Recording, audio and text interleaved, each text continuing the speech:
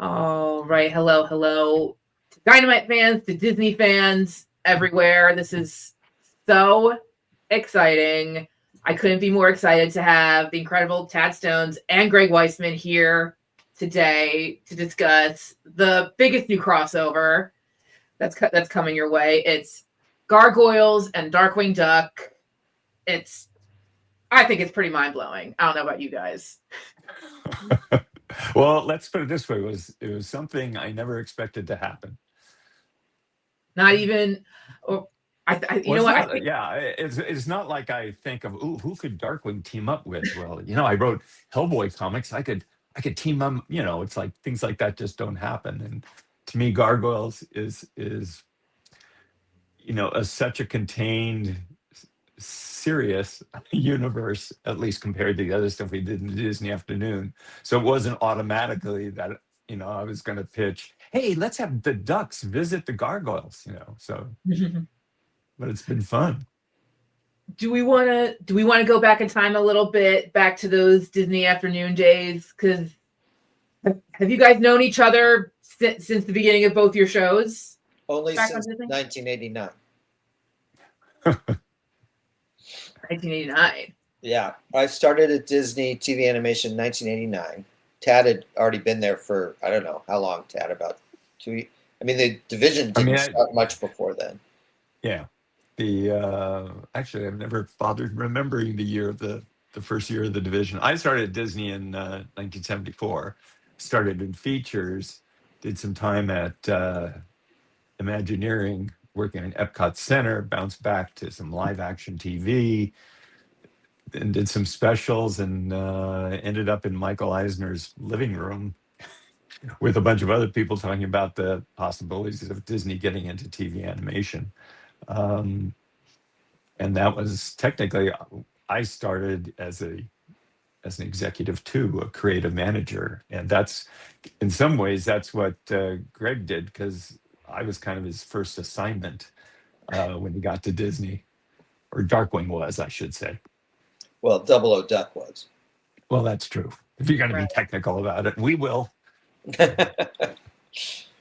Yeah, so I started at Disney in '89 as a junior executive, and my immediate boss was a guy named Bruce Cranston, who 4 days after I arrived, left on what was supposed to be a 2-week trip to Europe to check on the status of the new studios that we were putting together in France and England.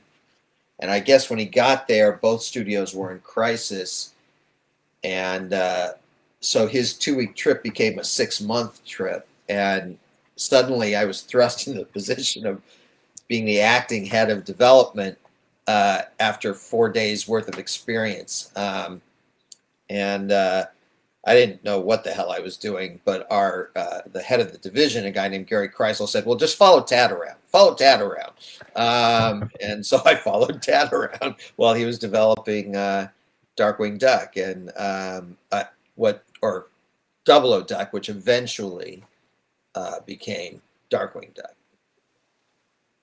Yeah, I set out with Darkwing. The big difference of that show was I had done, like I say, started as an executive that lasted about just a few months, I think, and then suddenly was story editor, co-producer on the third season of Gummy Bears.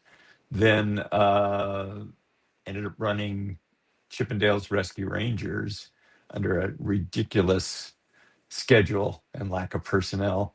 And Darkwing was the first time I really felt like, although I had been ordered to do a specific thing, Double O Duck, obviously a spy show.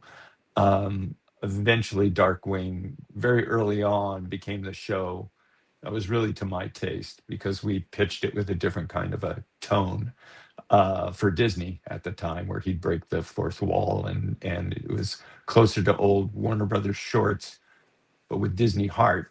So it was actually great when Greg was assigned to us, because Greg's background, he had been an associate editor and writer at DC Comics. And once Darkwing moved from Double O Duck to Darkwing Duck, um, it was, it opened the doors to the comics I grew up with, which was arguably the silliest stage of superhero comics, the Silver Age, when Jimmy Olsen would turn into a giant turtle, or the Flash would grow a beard or turn into a marionette. And Greg knew all the references and could have input, about the show. So his notes were more than just, what the typical notes. It was like he could add. He knew the background of all those, super characters from all the companies that we could play around with in parody and Darkwing. So it was great. So it was a learning experience for Greg, but we were happy to add his input. It was a lot of fun. Once Gargoyles got going, because Disney Afternoon was such a thing, you had all the staple shows on there. I'm wondering, were all the heads of the shows always talking with each other and saying how the other's doing? And No. Yeah. Okay. None of us had time for that. I was just gonna say, yeah. I mean, we did. I think when Gargoyles was going on, by that time, Ted, were you on Aladdin during Gargoyles? I can't remember. Yeah, I think that would be it. Yeah.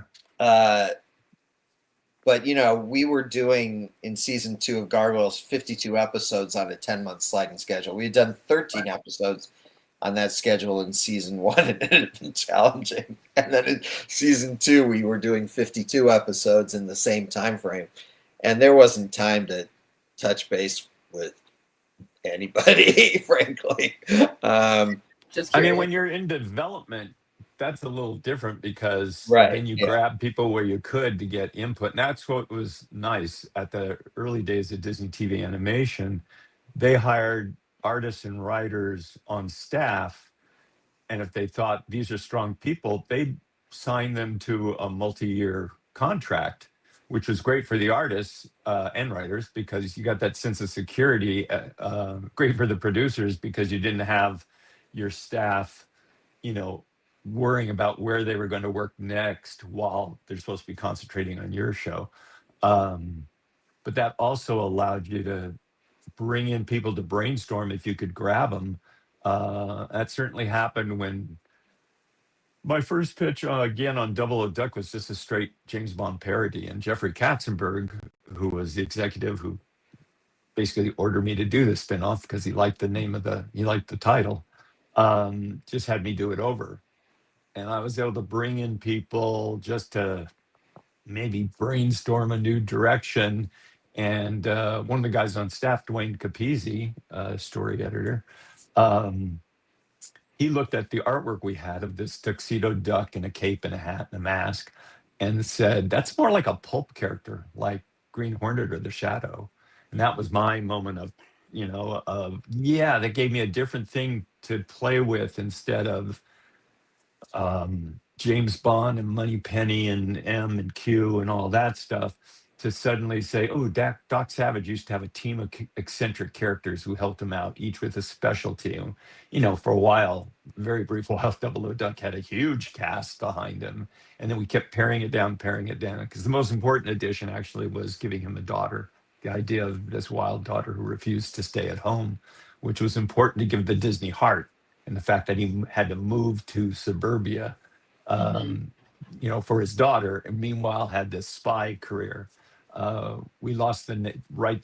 We never had the rights to the name Double O Duck. We just kind of used it.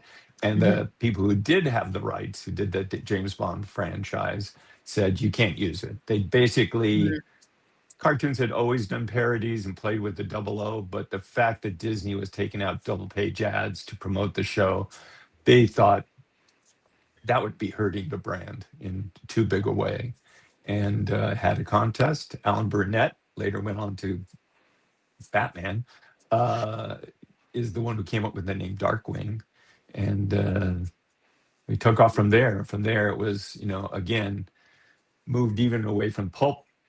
Still had the spy stuff to finance things, but just embraced all the comic book side. And it was a ton of fun.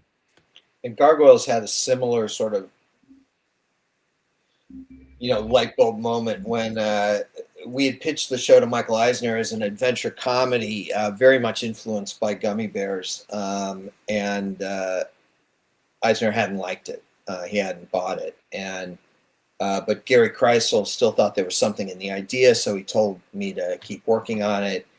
And I brought in a handful of people to show them the pitch and get feedback on it. And one of the people I brought in was Tad, and Tad had recently seen an early, I want to say, animatic of Beauty and the Beast before it was released, before any of us had seen it.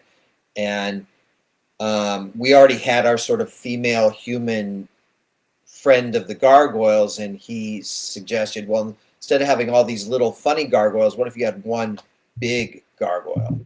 Mm-hmm. And just as with, the light bulb from Dwayne on the Pulp character, for me, that put a light bulb up over my head because, again, my background wasn't funny animals. It was superheroes. So artist named Greg Guler and I created the character of Goliath, and we put the whole comedy show through the prism of Goliath and came out the other end with the show that people saw on television.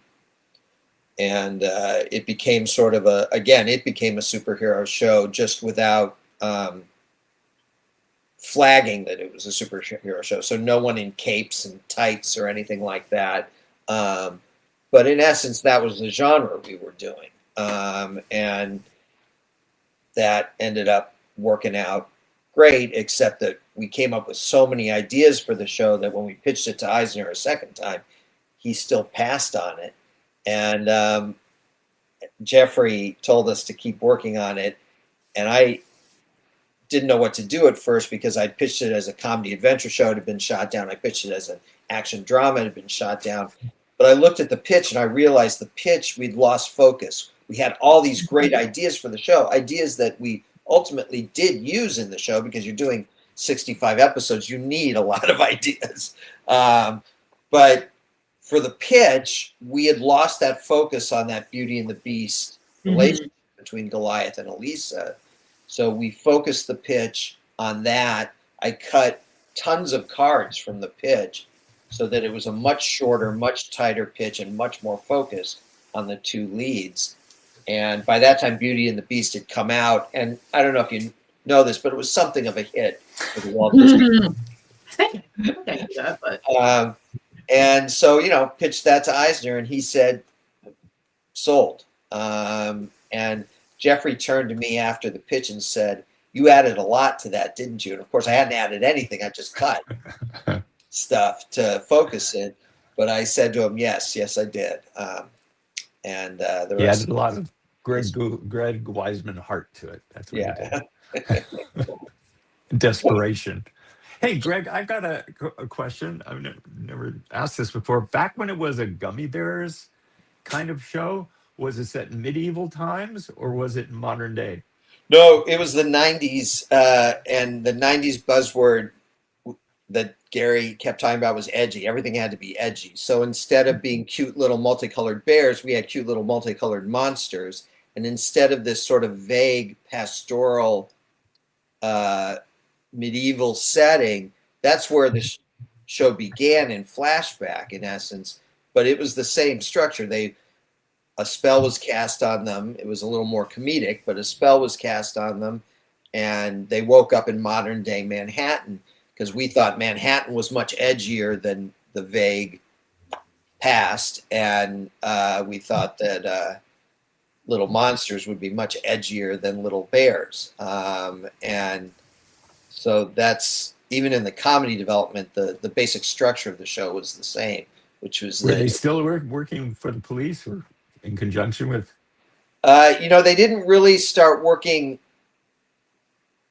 with the police. Elisa wasn't a police officer initially. Okay.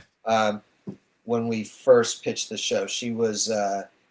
she went through various different jobs. At one point, she was a librarian. At one point, she was a mom with 2 kids. At one point, she was a firefighter. She might have been a police detective at one point. But once we focused on her and Goliath, it became obvious that the police detective thing would work.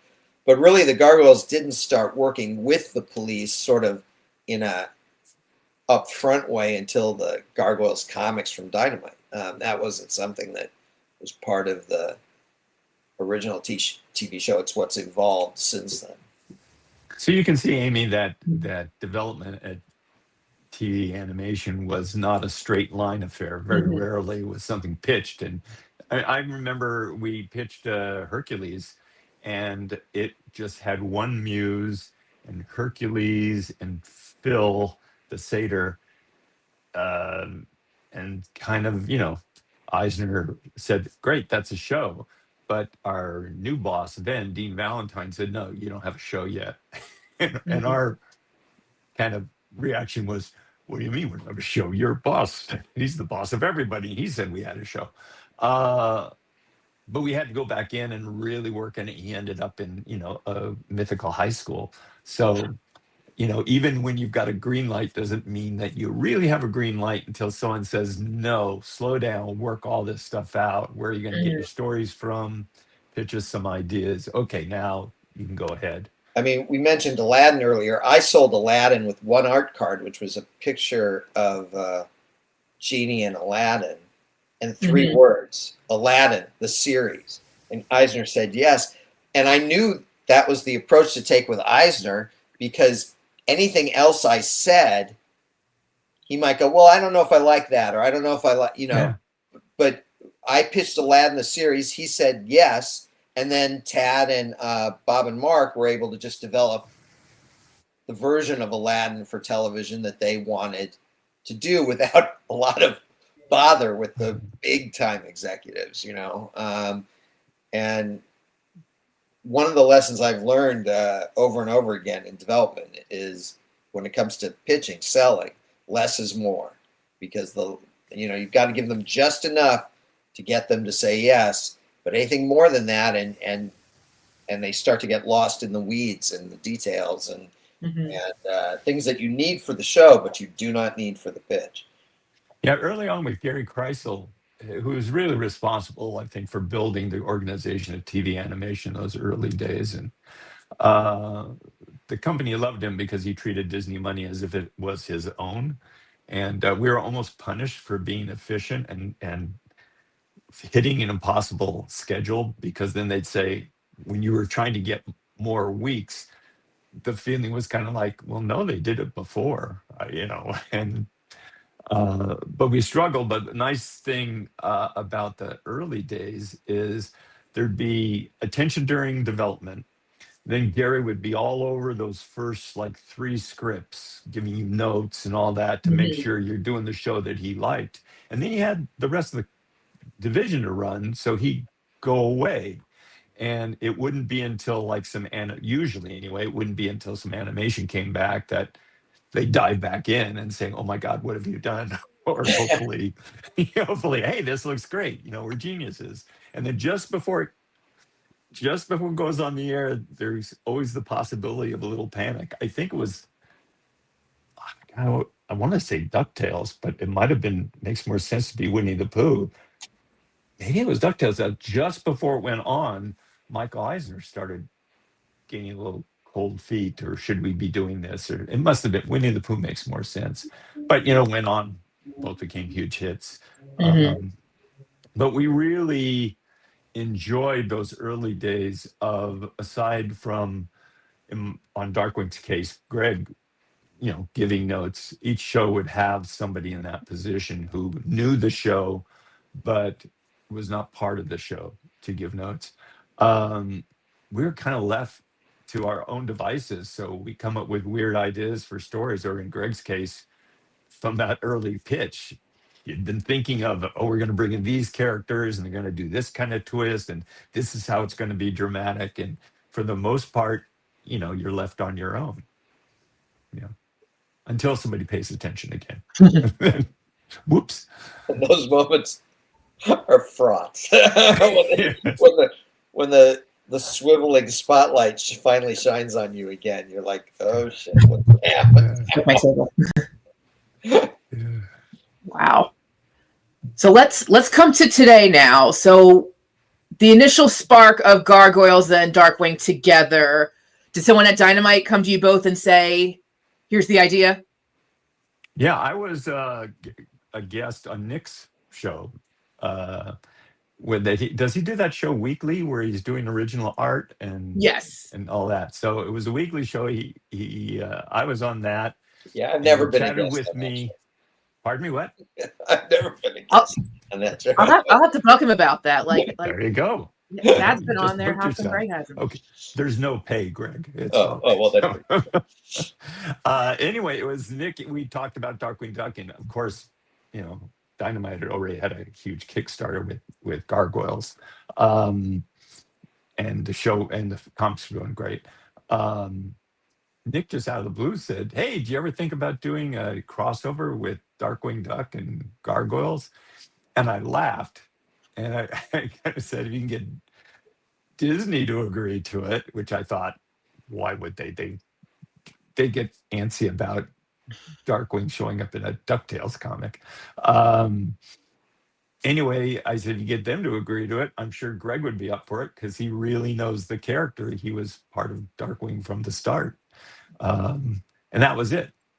And then suddenly, the official, "Hey, look what we're doing. Would you like to be a part of it?" Yeah. I was shocked, but game for it. Yeah, my editor Nate Cosby came to me and asked if I wanted to do it, and I said, "If Tad's game for it, I'm game for it." So, and we co-plotted it, and then I did the script, and Tad then would weigh in with great suggestions, sometimes written, but sometimes sketched out, and I would incorporate those, and then Chiro would do the art, and Tad I did some covers, and it's just been a lot of fun. Yeah, good to often hear. we get asked how we work with the artists, and we didn't work directly with Chiro. Nate would show us, some pencil pages and things like that.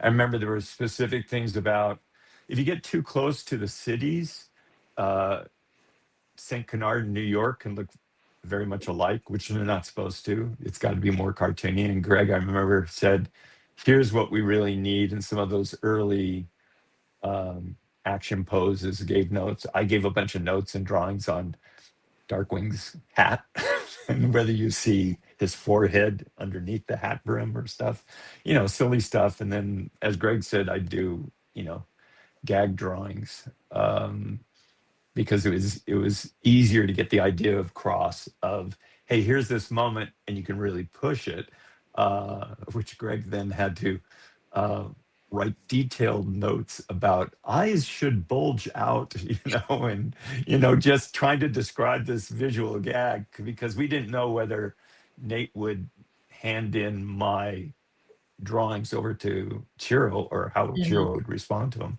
So on some of those, we're still waiting to see.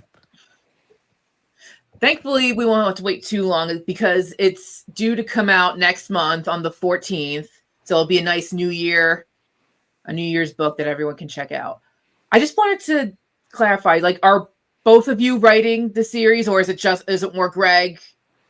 We co-plotted it together. Co-plotted it. So, Greg does the heavy lifting on the scripts, and then I basically act like I did on the Darkwing series, where I'm giving notes and suggestions, and it's always up to Greg to make the decision.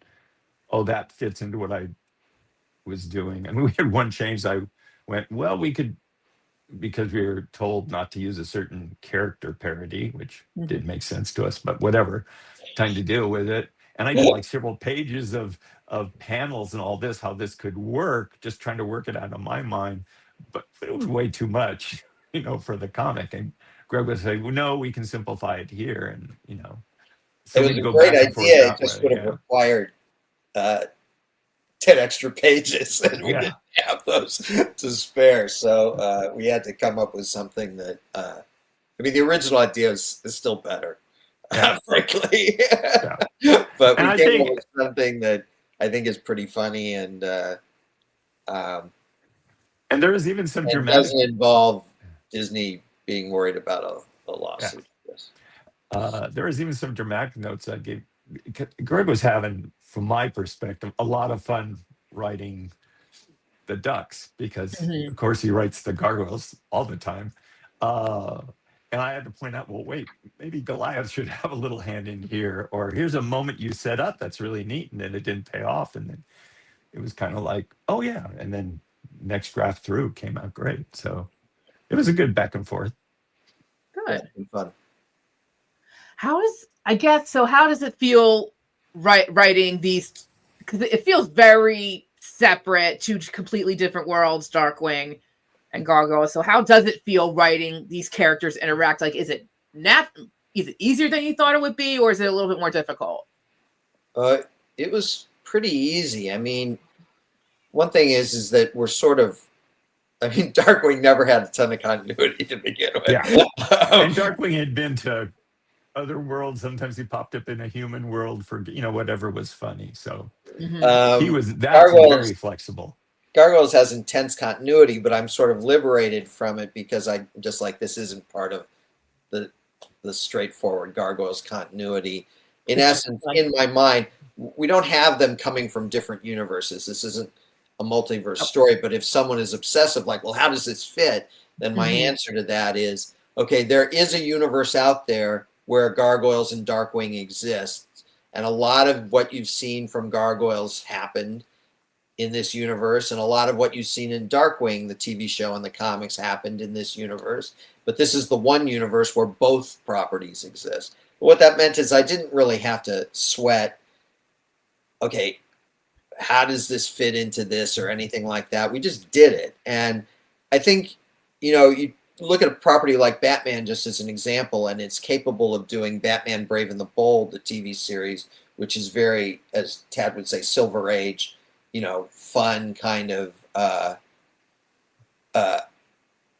version of it, all the way to, The Dark Knight, which is, Frank Miller's super serious version of it. And anything in between, there's a lot of room for Adam West and, Christian Bale's, in Batman. And so it was sort of fun in a way to sort of say, okay, well, can Gargoyles have that range as well? And what we found is, yeah, sure. Particularly if you throw in a character like Darkwing, who's so outrageous, or so outraged all the time, or both. And that sort of drags those characters forward. But, the main villain of the piece is Demona. And she worked great because she's just got this sly sense of humor, and she could play into both the fun and the serious. And I think this was always true of Darkwing back in the day, and certainly of Gargoyles, is you want to make the danger feel real. Even with the humor, Gargoyles had comedy too, not as much as Darkwing, obviously, but we had humor because the feeling always is that humor offsets the serious stuff and vice versa. So, that doesn't mean that the danger shouldn't feel real. The danger to the characters, you want to feel like the threat matters. That we're not just, having a good time hanging around, and oh yeah, there's a villain, but nothing really bad's going to happen. No, there are real stakes here, but we're having fun with them, and I think that's worked out great. Yeah, it was important that the story hook, the drama, came from the Gargoyle side, because that gives a more serious bent. Right. There's plenty of goofy villains that could have gone the other way, but we didn't want to do a story where the Gargoyles cast is constantly saying, "Oh my God, a talking duck," or that kind of thing. It's just you don't want to constantly take the reader out of the action, so you just do it. And they, if how Goliath reacts to Darkwing is about his personality, not the fact that he's a duck, because Gargoyles seen all sorts of monsters. This is just one different monster, And there are parallels between the universes in Demona, and then in the Darkwing world, we have his sometimes girlfriend, Morgana Macabre, and that was a click. But both heroes also have daughters. There are different ways to go in this thing, and again, that's how we did the entire Darkwing series. You just do something, and everybody just treats it like this is the reality of the moment. And Negaduck, which you guys did a comic series of, started out as Darkwing being split in two, a good side and a bad side. And I really liked Negaduck. And at the end, I told all my story editors, let's do more Negaduck stories. And they said, how can we do that? Does he keep getting split in two? And I said, no, nobody likes Posiduck. He's stupid, but I love Negaduck. And he said, how do we explain it? My answer was, you don't. Just do the stories, and it worked out fine. That's pretty much how this ran too. You just, hey, we need to go to New York. Okay, get in the plane. Right. Nice. Would you so are there specific character combinations that were the most fun to write? Like, is Goliath and Darkwing interacting like the coolest part to write, or we had a nice sort of, for most of the series, a nice sort of triumvirate in Goliath, Elisa, and Darkwing. And the playoff of that trio was a lot of fun. Then later in the issue, we also have, as Tad said, Morgana and Demona at the beginning. Later, you get more of a Morgana-Elisa pairing. So you have the two girlfriends together. Mm-hmm. You also get some great Angela Goslin moments, I think, between the two daughters, but we weren't going out of our way too much to sort of say, who do we need to lock in together? It was more like, how does the story play out with these characters? We've got a big reveal that I'm not going to give away in terms of the threat and the danger that comes in the last couple issues, but we just had fun with whatever was there in the moment. So there's some really funny Bronx Launchpad stuff. It's not that Bronx and Launchpad are parallel characters in the series. It just worked out and they were funny together. So we did quite a bit with that. And just, had a good time. But we didn't try to, lack of a better term, overthink it too much, just whatever felt like it worked. Nice. Before I do my next question, anyone who's watching out there, if you guys have a question for Tad or Greg or both of them, please put it in the comments. I'll pop it up because I think this is the perfect time if they've ever wanted to ask you something about either the shows or about the crossover. Was there back at Disney, was there ever plans to ever cross over shows? Just theoretically, was there ever any plans like that, or was like everyone just kept on their own shows in their own corners and just did their best? I don't think so. Trying to think back, because generally, especially in the syndicated shows, it's like these characters are in this show and it's being showed on this network, and this is going to syndication, this one's going to the other network, and you couldn't, it was a bigger deal. It would be more like Marvel crossing over with DC as opposed to Marvel characters appearing in each other's books. But you did bring you had Launchpad, you brought Gizmo Duck in over from DuckTales. On Aladdin, pitched a story that was loosely parroting Bonanza called The Sons of Poseidon, where you had Theseus and you had Polyphemus, the Cyclops, but you also had Triton. And it was going to be young Triton from Little Mermaid, but like if Triton was Little Joe. Okay. This was Hoss and Theseus was Adam. And I pitched that to Bob Schooley and Mark McCorkle, and they didn't go for that. but we did the episode. We just, did Theseus without the other two Poseidon sons. So it wasn't really part of the game plan to cross those series over much. They all sort of, even the ones that were complementary towards each other, were all sort of existing in their own universes. Mhm. But a big part of that again was scheduling. Right. It was like who had time to work that out. I did when Tad and I did Team Atlantis. I was going to bring that up. Yeah. Yeah, we had a Demona story set in 1921 before the whole show got Eviscerated. Yeah. So, We went from having 40 episodes to one movie that made of 3 episodes. first 3 episodes or something. Yeah. So we were planning to do a Demona crossover set in the 1920s, Nice. which would have been fun. But we didn't actually call her Demona. Like, it was sort of like if you were a Gargoyles fan, you'd know who she was.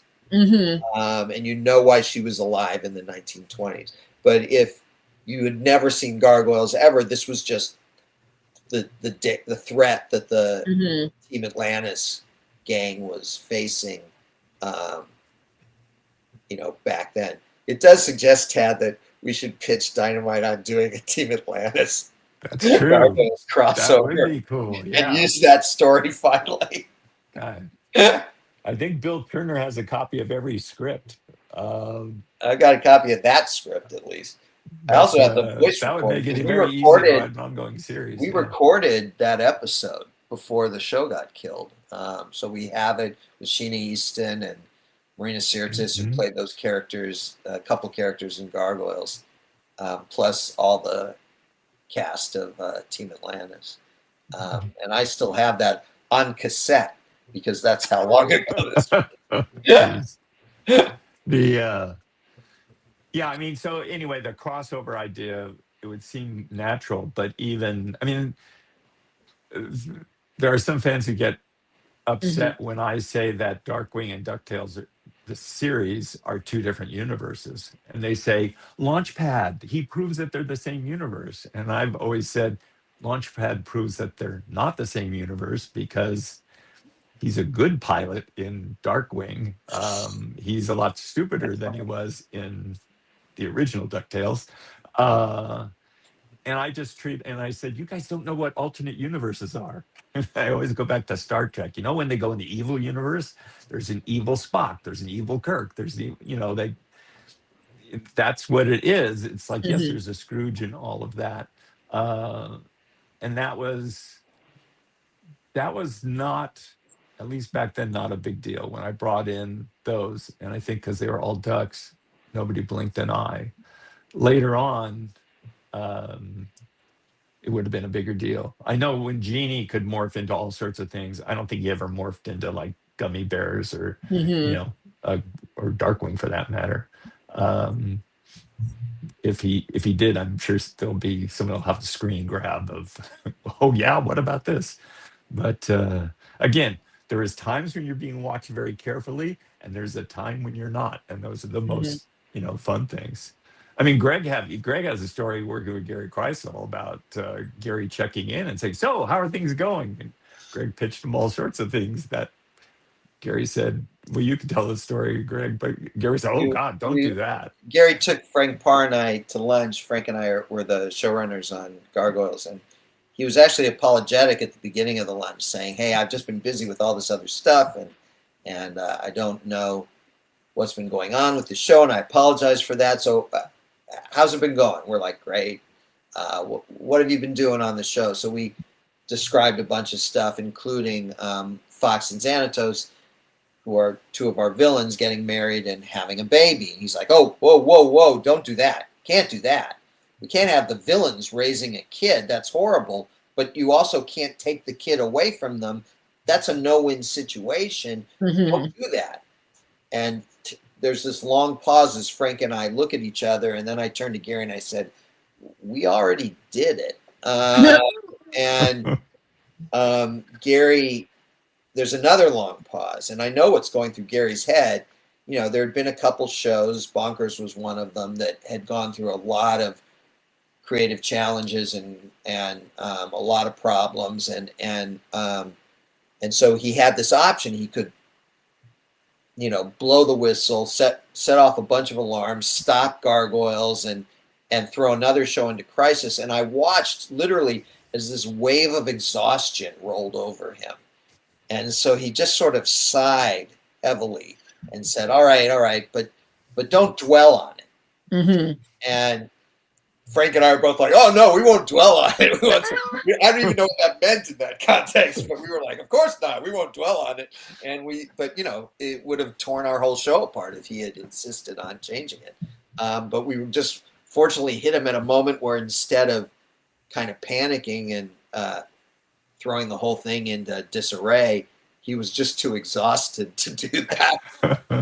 So we got to go forward as planned. But and I think it was the right thing to do. And I think ultimately Gary would have seen that once he saw the details of it. But I used to tell moment, people there's that very frightening moment when well, the whole show is at risk suddenly. Yeah. I used to tell writers after we get notes early on in some early shows, sometimes I'd say, okay, this note don't do this note, ignore that note. Because sometimes this is the kind of thing that bothers him in script. And I know when he sees it in animation, if not storyboard, he'll be fine with it. And it wasn't like I had a list of things. It was just having worked with him long enough to just get a sensibility that, you know, there's sometimes with my animation background, I know this is going to work.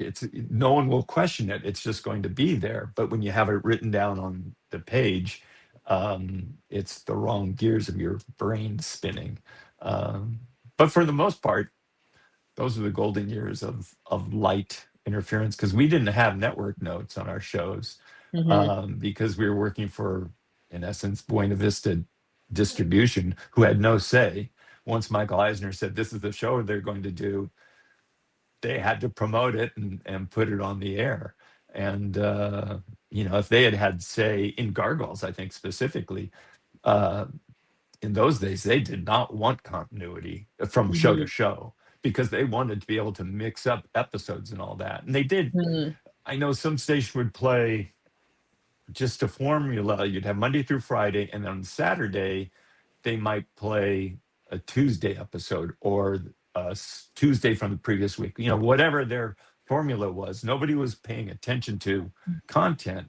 That's how they would just mix things up, which, you know, could puzzle a lot of people, you know. On the other hand, in early days of comics, for me anyway, you picked up a comic book. It's your first comic book. The comic's been going on since 1938. And it's like, oh, I'm intrigued. Who's these characters? Well, this guy seems to be the editor, and here's the best friend of Superman. And that woman is Lois Lane, seems to suspect Clark Kent is Superman. What's going to happen there? You know, and you just bought it. You know, later on, even in the deepest continuity years of Chris Claremont's X-Men, you know, if you picked it up and there's this gorgeous artwork and the character drama is cool, it's like, I'm going to piece this together and maybe look for back issues or whatever. You know, it was just, you know, we couldn't do the crossover, you know, stuff and all that. But, you know, bringing some of those sensibilities, like the idea of a villain having a baby, it's like, I don't even know what that triggered him. It's like, no, having a villain who actually has more than a single, you know, a two-dimensional life, to actually say, no, he's a father and, you know, has this villainous intent. And it's like, well, no, that might impact his worldview of, you know, kind of talking to a baby and looking out the window, all this will be yours as soon as I take it over, you know. It's just, you know, again, that's one of those things where you start watching the episodes, you don't question it at all.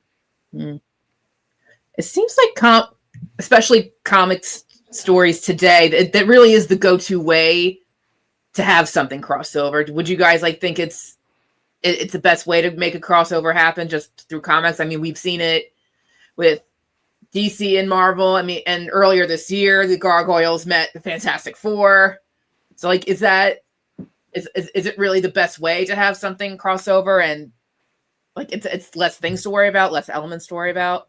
It's definitely easier. If everyone is on board with the project, there are just fewer moving parts, is what it comes down to. So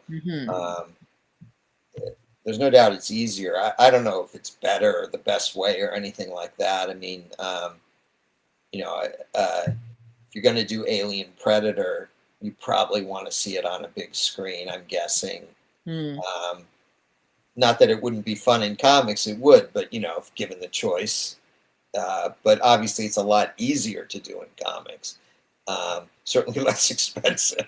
I mean, one of my favorite comics as a kid was World's Finest. It was bringing Superman and Batman together, right. Ignoring, weren't you irradiated by red kryptonite last week and turned into a blob? That wasn't talked about at all. It was just their adventure, within that. And the early days of Marvel, it was huge that, I think Spider-Man tried to join the Fantastic Four, in the first issue of his comic. I mean, when I was a kid, I didn't even get that there were companies that you didn't cross the lines with. I'd see Batman team up with Green Lantern in a Brave and the Bold issue or something like that. And then I'd see an issue with Captain America teaming up with Iron Man. And for all I knew, in the next issue, Batman would team up with Captain America. I didn't know that. I didn't get that there were like companies, and some characters were owned by one company and some characters were owned by other. You get older and then you begin to realize, oh, I get it. This is DC. They have these characters. This is Marvel. They have these characters, and they don't get to cross over until they did. And Superman and Spider-Man crossed over. That's true, yeah. And Muhammad Ali, but that was a different issue. Right, yeah. But, but when you first are introduced to these kinds of things, I think when you're younger, you don't get the corporate side of it at all, which is a good thing, I think,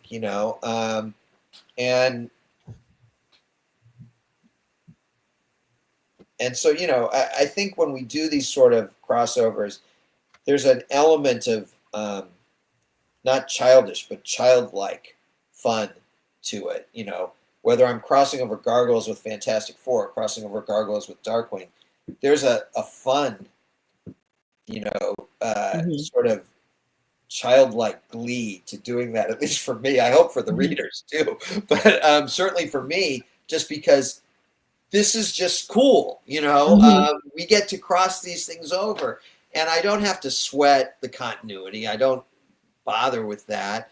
I'm trying to do the current cast of Gargoyles with the current cast of Fantastic Four. The fact is Gargoyles is set in 1997 and Fantastic Four is set in 2025. I just ignore that. Right. Let's just have fun with these two casts, rolling into each other. Same with Gargoyles, Darkwing, obviously. And if we did another crossover, I'd be game for that too, because again, it's just fun. I love doing Gargoyles as Gargoyles, whatever the pure, whatever that means, just the solo property without other things coming in. That's still a great joy to me. But what fun is it to be able to do these crossovers? And I'd be game for more. I mean, I think we could have a lot of fun with a lot of different things. And now I'm kind of obsessing about the Team of Bananas thing. I think the Dynamite has so many great licenses. I mean, there's some, when it comes to Darkwing Duck, there's a couple you have that are obvious that Darkwing could cross over with him, like some sort of ultimate crossover. And of course, I'm talking about, Darkwing Duck teaming up with Ursula and Cruella de Vil. It's just such a natural, comic that could happen. So maybe Nick should get on that. We'll have to talk about you guys have all sorts of titles that are just so much fun to put together. Why not? I mean, we had the Thundercats and the Powerpuff Girls together. We did. No one thought it would work, but it did. And that was a really fun series to read. So it makes me excited to see. Mona Red Sonja sounds like a lot of fun. Do you guys still have Red Sonja? I'm not even sure. Yes, we do. So that'd be and we've seen a lot of our characters. I mean, especially the Dynamite series. That's a lot of crossovers right there, just in itself. Again, I'd be game for all that. It's fun, and again, it really appeals. I think, not necessarily saying that it's for younger readers. I just think it appeals to the child in all of us. Agreed. To just have these moments on the page, I think it's great. Yeah, you answer those questions like, you go with who's stronger, who could beat who, Thing versus Help. And it's like, hey, here's a comic where the Thing and the Hulk are fighting, it's just a fun kind of thing. I mean, it's a huge game of what if, it's like, or I guess it's owned by Marvel, so we'll call it Dynamite's How About, how about if these different characters teamed up? Or like I say, a lot of these are just so natural that you wouldn't think twice about it. All right. Before my last question, last chance for the audience to submit a question. But I think I'll leave it at if you guys could write one more crossover, like if you really want to see Gargoyles with a specific team or Darkwing Duck with a specific team, whether it's Disney or Marvel or DC, what would you guys have to see? What needs to exist? Talking to us or the audience? You guys. Okay. Sorry for the confusion. With Darkwing, it's a matter of give me the character. We can work anything. We did a parody of Twin Peaks called Twin Peaks, where it had such an unusual feeling to it, and we were very excited to do more like that. But we at that schedule we have to do the stories that people pitch to us, that we couldn't hold out for. We couldn't slow down enough to say, hey, remember when we wanted to do more of those? But in comic opportunities, it's more like, you tell me Darkwing has to team up with Wolverine or that'd be a book. Daredevil or something like that. The hardest one would probably be like Deadpool. Just how funny you'd have to be to match his kind of thing. But it's really it's kind of a writer's paradise. I mean, it's a game where you throw me the character and we'll come up with a story. How many issues do we get, and then take it from there. And which way the parody would go would suit. I mean, take something like Wolverine, is so serious guy. Yeah, but what if he ended up in a world of ducks? That's it's a totally different story. Yeah, I mean, I think almost anything you could have fun with. Turtles strikes me as an obvious Turtles pairing. It'd be fun to do Batman. It'd be fun to do Spider-Man. Or the two Spider-Men. I wrote Spectacular Spider-Man for 15 issues for Marvel, and it would be great to cross over Gargoyles with Spider-Man. We could have a lot of fun with that. They're both in New York. Yeah, and again, I'm now obsessed with doing the Gargoyles Team Atlantis thing that we never got to do on television. So it'd be a lot of fun. It already sounds like fun. So that's all I had for today. But huge thanks to the both of you again for coming on and talking about the book, because I've been lucky enough to see you both separately and now together at the same time. It's been a honor and privilege for me. So thank you both. Thanks for having us. Yeah, happy to be here. I mean, it's out in January, and I kept thinking oh, that's so far away. Oh, it's a couple of weeks now. Jeez. Yep. But now it feels like I really do want to read the book. So like let's get a little closer to Christmas. Let's get a little closer to Christmas so the world can see the spectacular crossovers. I want to thank everyone for watching and saying hello. So I hope everyone goes to check it out. Was there anything else you guys wanted to plug before we log off? Final issue of the Demona miniseries comes out shortly. So please check out issue 5 of Demona. And that's followed by the Gargoyles Winter Special written by Nate Cosby and me, which comes out also this month. And then, in January, Gargoyles, Darkwing Duck. And I have another big project that is yet to be announced from Dynamite that may involve different universes. Who knows? But I'll let them announce. And I'm happy I get to do covers for all these things and always throw in my 2 cents worth on the content. So I hope Stay I hope I tuned. get to stay tuned. I hope I can see both of you again soon. Sure. I hope we can do another interview again soon. No problem. So thank you both again. Thank you to everybody. I hope everyone has a great rest of the day, and check out Gargoyles and Darkwing Duck when it hits stores. It's stores next January. All right. Thank you guys. Thanks. Thanks.